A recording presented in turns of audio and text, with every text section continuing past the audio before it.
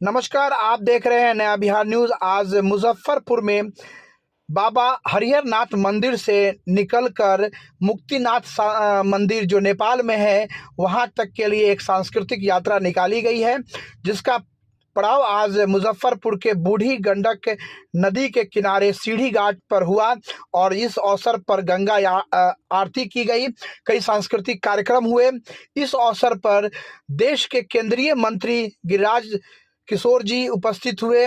बिहार सरकार के पूर्व मंत्री सुरेश शर्मा जी, पूर्व मंत्री अजीत कुमार, भाजपा जिला अध्यक्ष रंजन जी सहित कई कार्यकर्ता भाजपा के यहाँ उपस्थित हुए और सभी ने सांस्कृतिक महत्व के बारे में चर्चा की। साथ ही साथ मीडिया को संबोधित करते हुए गिरिराज किशोर जी ने कहा कि नीतीश कुमार की जो जातीय जनगणना कराने की जो मंशा थी वो फेल हो गई। नेता प्रतिपक्ष विजय कुमार सिन्हा ने भी जो कहा कि बिहार को बांटने की जो साजिश थी वो नीतीश कुमार की फेल हो गई। हाई कोर्ट के द्वारा जातीय जनगणना को रोक दिया गया है। साथ ही साथ कोई ताकत बाबा बागेश्वर धाम को बिहार आने से नहीं रोक सकती है और बजरंग दल पे प्रतिबंध लगाना कहीं ना कहीं गलत है। इस तरह के लोगों का विनाश कोई नहीं रोकेगा और ऐसे लोग एक धर्माचार्य पिताजी ने इस तरह का काम किए थे तो क्या हालात में गए, जेल गए। अगर जो बाबा बागेश्वर को कोई गिरफ्तार करने का हिम्मत करेगा तो वो भी जेल के अंदर जाएगा और उसका भी नाश होगा। जातीय जनगणना पे क्या बोलेंगे सर? जातीय जनगणना पे स्टे लग गया है। जातीय जनगणना नीतीश कुमार जी कराना ही नहीं चाहते थे। उनकी ये हड़बड़ी में की गई गड़बड़ी सिर्फ खाना पूर्ति था, उन्माद पैदा करने का एक भाव था, इसके नाम पर राजनीति करना था। विकास के लिए इनके मन में कहीं अब कोई जगह नहीं बचा है। अपराध और भ्रष्टाचार चरम पर पहुंच रहा है। लोगों का ध्यान बटाने के लिए ये जातीय जनगणना के माध्यम से एक भ्रम फैलाना चाहते थे। माननीय न्यायालय ने इनके नीयत में खोट को समझ लिया और समझकर उन्होंने जो भी अंतरिम आदेश दिए हैं, माननीय न्यायालय पूरी तरह से लोगों के हित के भाव को देखकर निर्णय करेंगे, हमें उम्मीद है। बजरंग दल को सब प्रतिबंधित करने की मांग हो रही है बिहार में। हनुमान को कोई बांध सका है जब रावण नहीं बांध सका। जब रावण जैसा अत्याचारी, दुराचारी, व्यभिचारी अपनी विद्वता के अहंकार में हनुमान जी को नहीं बांध सका तो हनुमान के बजरंगी को कौन बांधेगा? इस बजरंग दल को किसी की औकात ही नहीं है बांधने का। भारत की सारी योजनाओं को बिहार की सरकार केंद्र की योजना को अब नहीं करना चाहती है। नीतीश कुमार को केंद्र की सरकार, मोदी की सरकार ने लगभग 40 लाख घर दिया, उसमें से 1,60,000 घर लेने से इनकार कर दिया। ये किसका नुकसान है? कौन से जातीय जनगणना का है? ये नुकसान गरीबों का हुआ है, भूमिहीनों का हुआ है।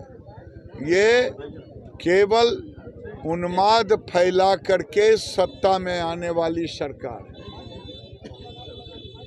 बाबा बागेश्वर को सर बिहार में आने से रोकने की बात हो रही है। क्या बाबा बागेश्वर पाकिस्तान इस्लामिक धर्म का प्रचार करने आए थे? बिहार की सरकार गांधी मैदान में सभी धर्मों के प्रचार के लिए सभी धर्मों को जगह देने का काम किया, लेकिन सनातन धर्म के बाबा बागेश्वर को इन्होंने देने से मना किया और कहा है कि गिरफ्तार कर लूँगा। मैं फिर कह रहा हूँ, विनाश काले विपरीत बुद्धि। दुनिया की कोई ताकत नहीं।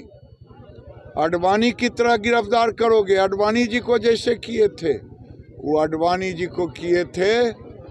पड़कल पाड़े घी खिचड़ी अब नहीं होगा। देश का, बिहार का सनातन जग चुका है और है बिहार सरकार में ताकत। भले तुम गांधी मैदान में बाबा बागेश्वर को तुम नहीं करने दो, लेकिन उनका कार्यक्रम होगा। तुम में ताकत है तो रोक करके देखो। बजरंग दल को सर प्रतिबंधित करने की मांग हो रही है सर। देखिए, मैंने कह दिया, बजरंग दल क्या यहाँ केवल पीएफआई मुस्लिम राष्ट्र बनाने वालों को के संरक्षित सरकार है? यहाँ गांधी मैदान में नारे लगते हों ईद के दिन, उन्माद फैलाने वाले उनको संरक्षित करती है सरकार। बजरंग दल पर किसी को हिम्मत नहीं है कि वो बैंड कर दे। बजरंग दल पर अगर करना होगा तो सारे मस्जिदों को बंद करना होगा।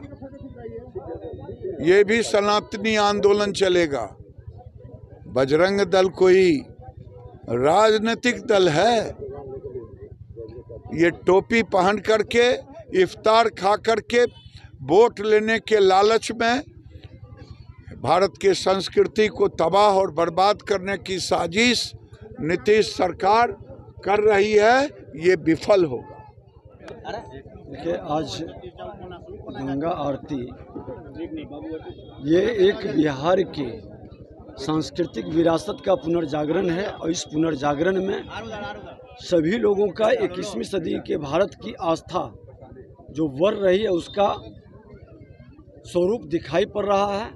और आज वैशाख मास है, शुक्ल पक्ष की चतुर्दशी है, और निश्चित तौर पर इस पवित्र तिथि पर हमें भी सौभाग्य मिला इसमें भागीदारी करने का, और सभी को सकारात्मक ऊर्जा, निरोग और सुखी रहे, यही कामना हमने भी किया।